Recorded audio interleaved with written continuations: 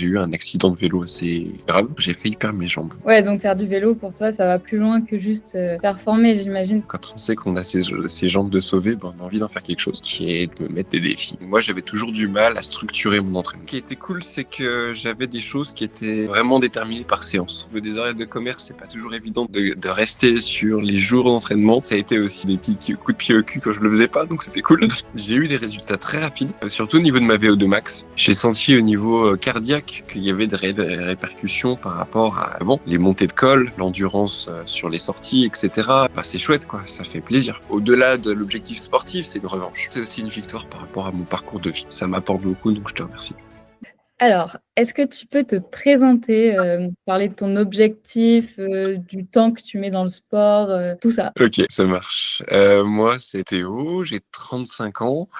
Je suis venu au sport assez tardivement parce que je suis porteur d'un handicap, donc il y a des petites choses qui ont été un peu compliquées. Et puis en fait, je me suis mis au vélo grâce à mon boulot, puisque je suis mécanicien cycle, et j'ai eu un accident de vélo assez grave il y a 1 an et demi maintenant. J'étais en vélo de route, j'ai été percuté par une voiture, j'ai failli perdre mes jambes. Ça a été déclencheur de beaucoup de choses. J'ai eu envie du coup d'en profiter, parce que quand on sait qu'on a ces jambes de sauver, on a envie d'en faire quelque chose. Et donc j'ai eu envie de m'acheter un très beau vélo et de faire des choses sympa avec et de me mettre des défis. Voilà. Ça, c'est comme ça que j'y suis arrivé. Puis, bon an, mal an, on progresse, on a envie de faire des belles choses. On est entraîné par des amis qui veulent faire des belles choses aussi et on a envie d'aller plus loin. C'est une belle histoire. Ouais, donc c'est faire du vélo pour toi, c'est vraiment enfin, ça va plus loin que juste, performer. J'imagine, c'est une revanche un peu et c'est. Ça coule dans mes veines. Ouais. Voilà. Pourquoi tu t'es dit que tu allais prendre un coach et tu avais des difficultés, par avant, tu as testé des trucs pour t'entraîner, pour progresser avec tes amis, du coup? Ouais, en fait, on est toute une équipe de vendeurs intersport. Et en fait, on a progressé ensemble dans le vélo, mais moi, j'avais toujours du mal à structurer mon entraînement. En fait, c'était compliqué avec des horaires de commerce, d'arriver à caler de manière stratégique ces entraînements, savoir est-ce que je dois travailler en vélocité, est-ce que je dois travailler en puissance, est-ce que je dois travailler en endurance, est-ce que faut que je travaille du col et du spécifique parce que je vais faire l'étape du tour. Voilà, c'était un peu compliqué pour moi tout ça, et il me fallait quelqu'un qui puisse m'aider à me dire attends, là tu fais de la merde, je passe autrement.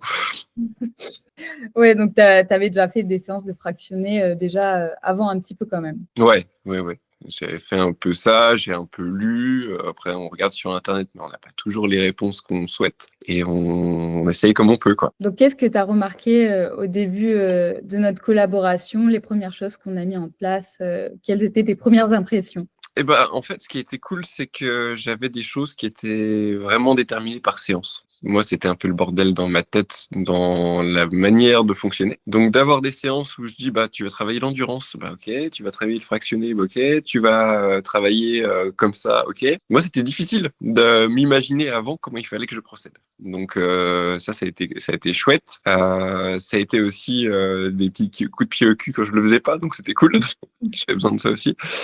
Et voilà. Donc et au niveau des résultats, du coup, tu as eu des résultats au niveau des perfs, des améliorations, J'ai eu des résultats très rapides, surtout au niveau de ma VO2 max. J'ai gagné un point en très peu de temps, en 3 semaines. J'ai senti au niveau cardiaque qu'il y avait des répercussions par rapport à ce que j'avais comme possibilité avant. Les montées de col, les choses comme ça, l'endurance sur les sorties, etc. Et donc, c'est chouette, quoi. Ça fait plaisir. donc tu as vraiment senti une différence entre le avant coaching et le, après?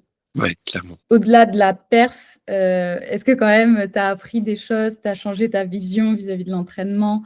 Moi, j'ai toujours été dans un truc à valoriser l'entraînement. Pour moi, c'était quelque chose sur lequel je devais aller. Ce qui m'a fait affiner mon regard sur l'entraînement, c'était la manière de procéder. Et du coup, c'était plutôt ça. Donc maintenant aussi au niveau, mental, tu te sens plus confiant, tu te sens plus fort. Enfin, au niveau psychologique, est-ce que ça t'a impacté du coup et par rapport à ton histoire aussi? Là où ça a été intéressant, c'était de se dire, j'ai pas fait tout ça pour rien. C'est-à-dire que quand je pouvais avoir des coups de moins bien sur les différentes choses que j'ai fait cette année, je me disais, tu l'as pas fait pour rien, tu l'as bossé, donc tu as pris un coaching pour ça. Ça arrive qu'en course, tu aies des phases plus ou moins faciles. À l'étape du tour, le dernier col, il était un peu compliqué et la couilleule, une fois que tu t'es fait tout le reste. Et donc, c'est des choses importantes où tu te dis, j'ai bossé et je l'ai pas bossé pour rien. Et c'est un objectif au-delà de l'objectif sportif, c'est une revanche. C'est une revanche parce que moi, bébé, on a dit à mes parents, il ne marchera pas, il ne fera pas de sport. Donc chaque victoire que j'ai, c'est aussi une victoire par rapport à mon parcours de vie aussi. C'est beau, bravo.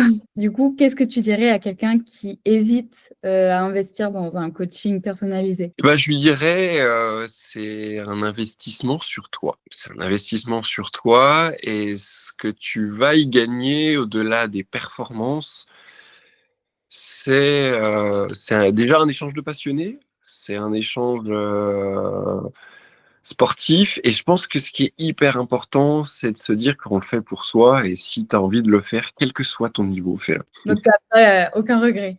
Non, OK. Et pour toi, quelle était la plus grande valeur ajoutée de notre collaboration?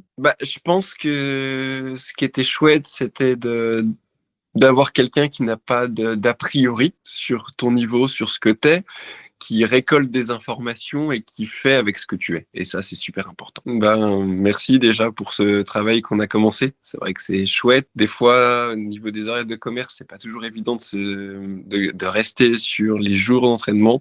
J'essaye d'y rester, mais c'est vrai que ça m'apporte beaucoup, donc je te remercie. Merci à toi.